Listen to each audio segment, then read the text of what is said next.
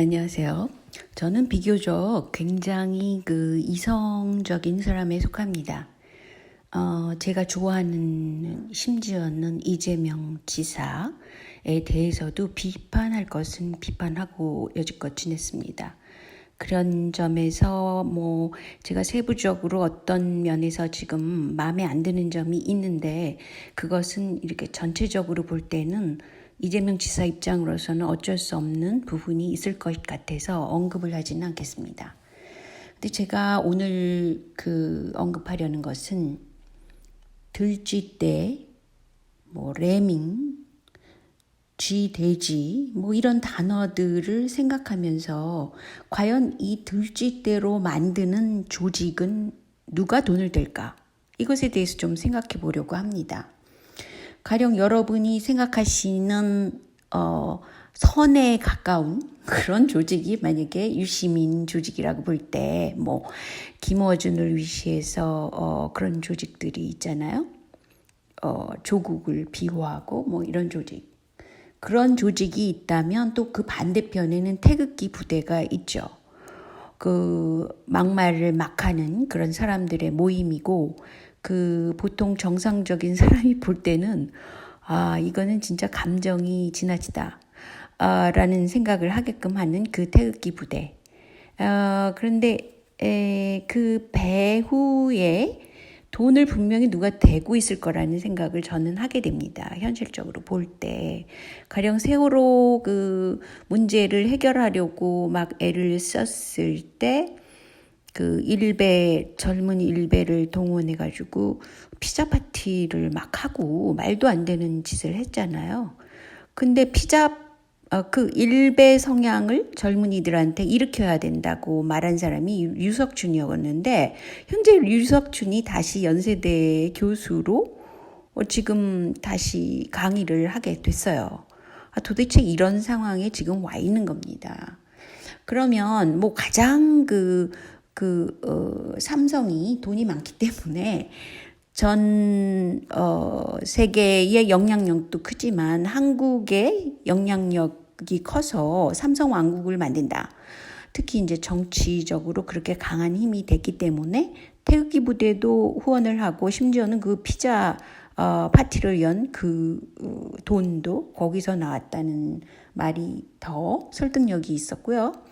그리고 물론 삼성 참여 정부부터 시작해가지고 면면이 이어오는 지금 거의 삼성의 리더를 보필하는 문재인 정부까지 과연 삼성의 힘은 얼마나 큰 것인가에 저는 사실 굉장히 놀라게 되죠. 근데 현실적인 문제는 돈과 조직이 아니겠어요. 그러니까 제가 말하려는 것은 양쪽 다 삼성의 힘이 들어가 있다라고 생각하는 것입니다. 그게 제 결론이에요. 그런데 이제 단지 삼성이 추진하는 정책이 과연 한국을 위해서 얼만큼 나쁘고 나쁘다면 그것을 어느 정도 부정적인 측면을 커버하면서 되도록이면 좋은 쪽으로 가게 하는 것이 오히려 현실적이라고 저는 생각하는 사람입니다. 근데 제가 오늘 강조하고 싶은 것은 들쥐떼라는 말을 한 80년대 8월 당시 주한미군 사령관이었던 위컴이 한 말을 제가 좀 찾아봤어요.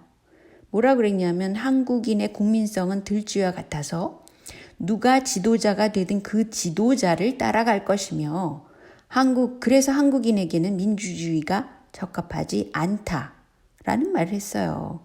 그러니까 비교적 한국을 잘 파악하고 있는 80년대의 미군 사령관이란 말이에요. 위컴이 꽤 오래 이 사람이 있었죠.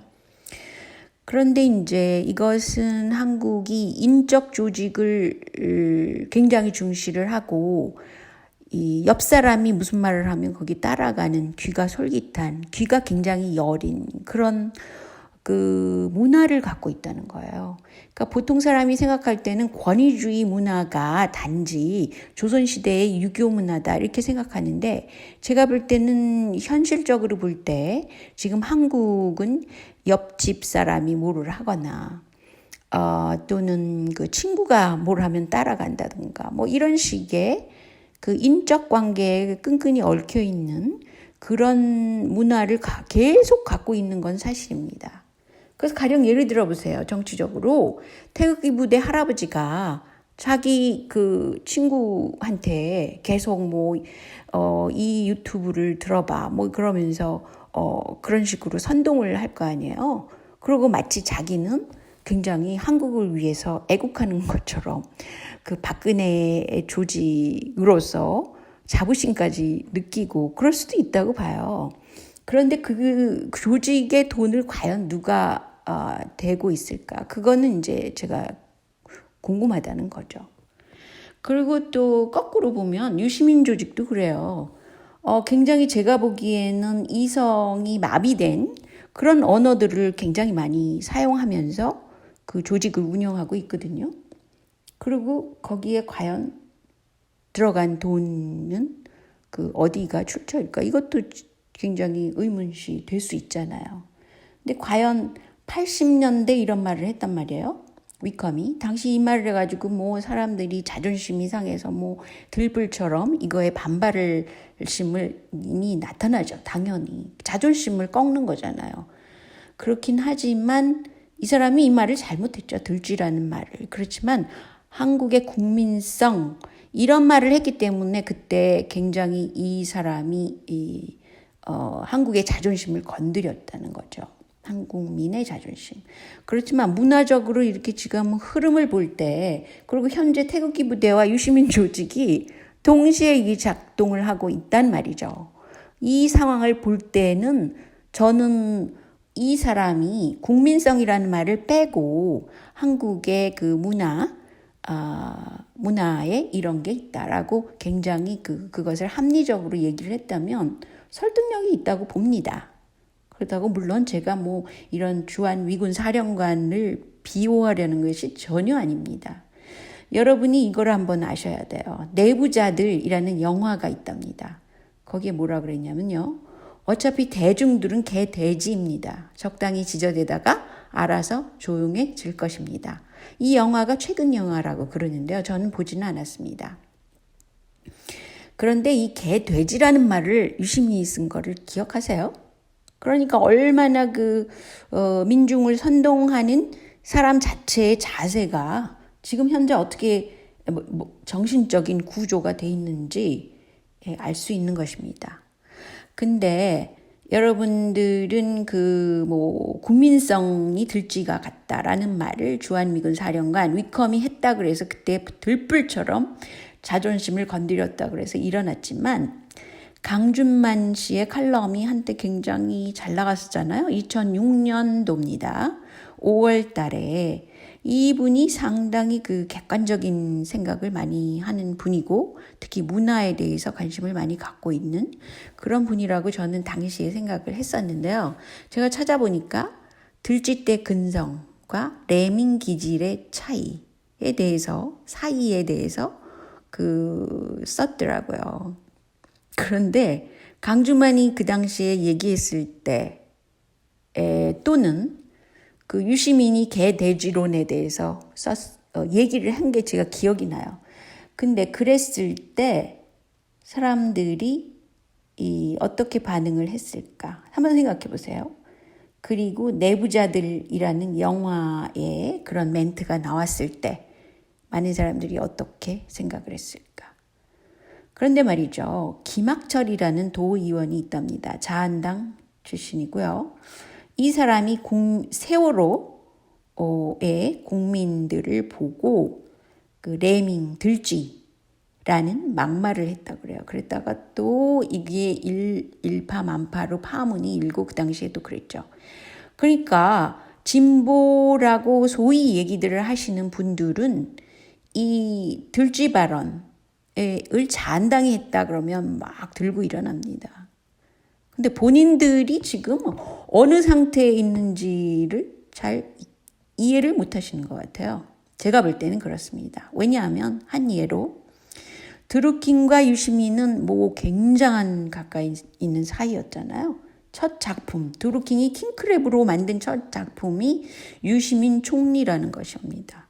어떻게 만들었냐면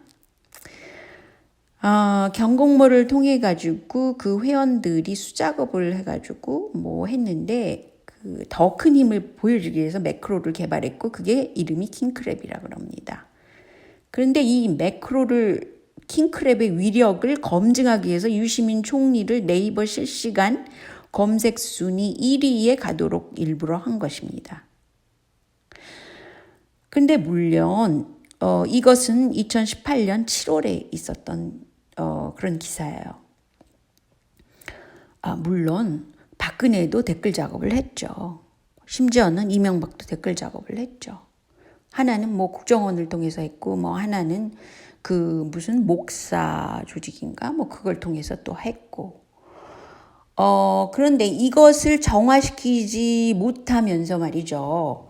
그러니까 제가 보기에는 유시민과 드루킹이 지금 들어가 있지만 계속 매크로는 앞으로 킹크랩은 돌릴 예정이라는 거죠. 아무것도 국회에서 이것을 공정선거를 위해서 취한 그런 법이 없어요. 선거법 개정이 없습니다. 현재까지 볼 때.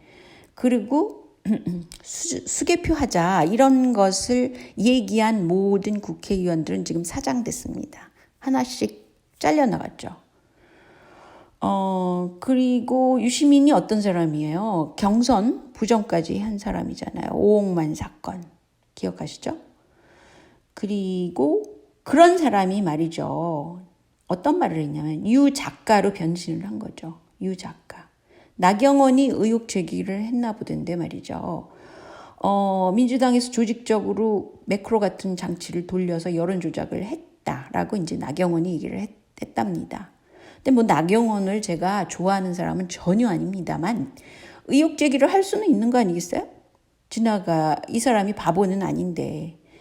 그런데 그랬더니 유 작가가 뭐라 그랬냐면 유시민 씨가 그 답은 모두 아니다. 세 가지 다 아니다라는 거예요. 첫째, 조직적으로 한 일이냐? 아니다. 대가를 지급했냐? 아니다. 매크로 같은 기계적 장치로 여론 조작했냐? 아니다라는 거예요. 근데 뭐 저는 민주당에서 조직적으로 한 일은 이겠지만 가령 유시민이 조직 중에 하나지 않겠어요? 그렇지 않아요? 김어준이 조직 중에 하나는 아닙니까?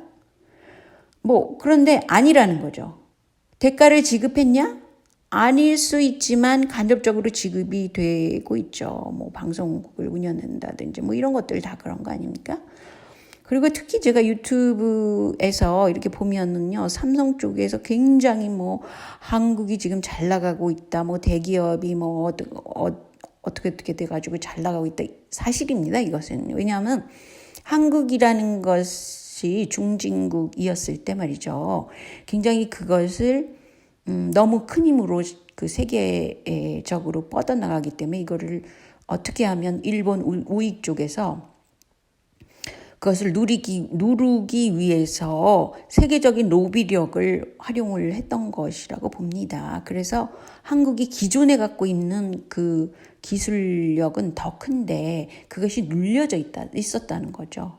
그런데 이제 지금은 가성비가 더 좋죠. 가령 기술이 더 일본보다 더 괜찮은데 가격은 싸고 이러니까 뭐 굉장히 잘 나갈 수밖에 없는 거 아니겠어요. 그런 상태가 됐기 때문에 대기업들은 되게 잘 나가는 겁니다. 그리고 뭐 대기업이 주식 시장에 지금 진입해서 심지어는 뭐 미국 주식 시장까지 지금 올라가 있잖아요. 그러니까 뭐 잘 나가는 거죠. 제가 왜 그런 말을 하냐면요.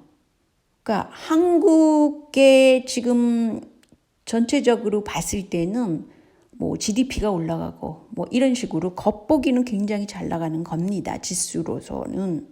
그렇지만 실질적으로 한국 내의 경제 구조가 지금 엉망으로 돼서 중산층이 쪼그라들고 뭐 굉장히 문제를 안고 있는데 국내에서 이런 것을 해결할 정치 세력이 지금 확장되고 있지 않다는 것입니다. 왜냐하면 여야가 다 그 삼성의 손아귀에 있는 것이고 그거는 뭐냐 세계화를 위해서 지금 진행되고 있는 겁니다.